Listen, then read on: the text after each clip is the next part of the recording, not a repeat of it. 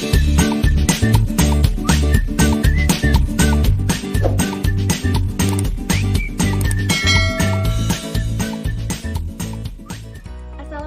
warahmatullahi wabarakatuh. Hai guys, perkenalkan nama saya Eka Siltami dengan NIM 200 2001. Saya merupakan mahasiswi dari program studi agroteknologi Institut Teknologi Perkebunan Pelalawan Indonesia. Pada video kali ini saya akan menampilkan video hasil kegiatan praktikum dari mata kuliah Manajemen Perkebunan Kelapa Sawit. Perkenalan saya, berikut saya lampirkan hasil kegiatan praktikum yang telah saya lakukan.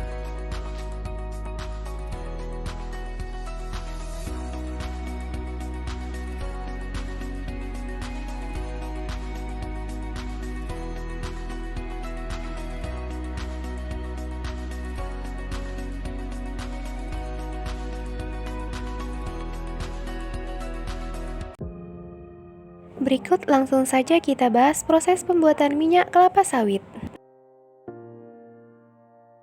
Tahap pertama yaitu penimbangan dan penyortiran. Di sini buah kelapa sawit ditimbang dan disortir untuk mengetahui jumlah dan kualitas.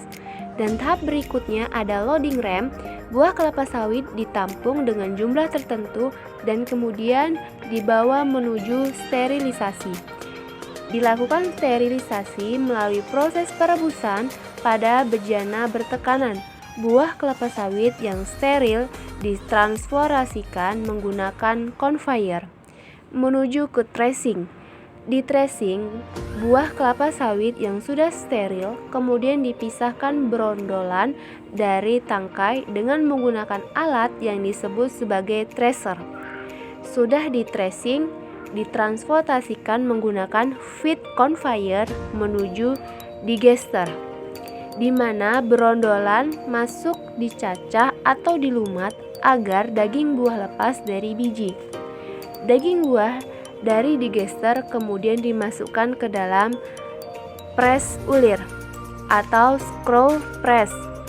Daging dipres untuk memisahkan minyak dari ampas serta biji. Dari press ulir ini dapat minyak, ampas, dan biji. Minyak langsung dimasukkan ke centrifuge dan vibrating screen. Jadi di sini minyak hasil pengepresan kemudian diendapkan kotorannya. Jadi nanti centrifuge minyak pada bagian atas, kotorannya ada pada bagian bawah. Minyak pada bagian atas itu kemudian dialirkan ke vibrating screen.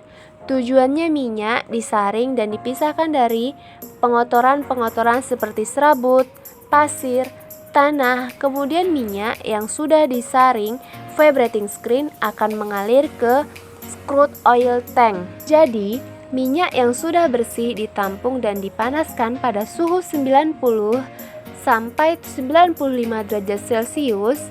Minyak kemudian dialirkan menuju CST untuk diendapkan lumpurnya.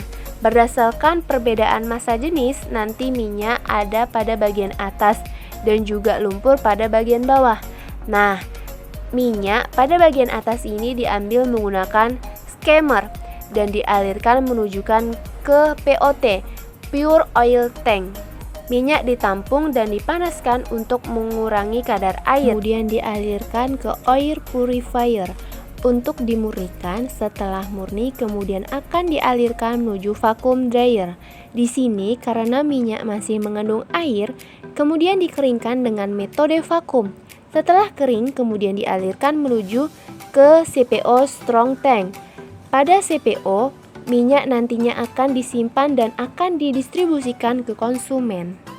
Kita kembali ke press ulir atau screw press. Pada press ulir tadi didapatkan minyak dan juga ampas biji akan ditransportasikan ke CBC atau cake baker conveyor.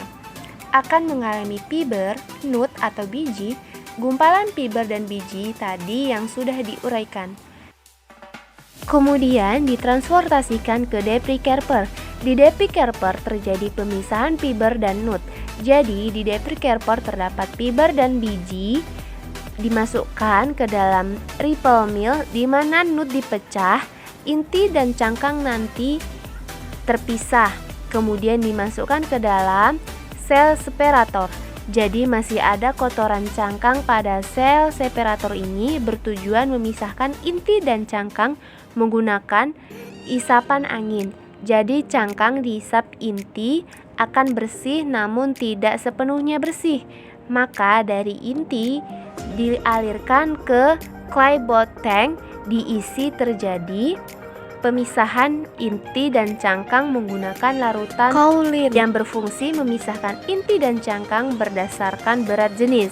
Setelah inti dan cangkang bersih, kemudian dimasukkan ke dress silo. Di sini inti dikeringkan dan disimpan di kernel silo yang nantinya didistribusikan ke konsumen. Setelah cangkang dan fiber dihisap dan dialirkan ke tungku pembakaran. Untuk menghasilkan panas, panas tadi dihasilkan boiler, yaitu uap. Uap dialirkan ke turbin uap yang dimana yang tegangannya digunakan sebagai sumber tenaga pabrik kelapa sawit.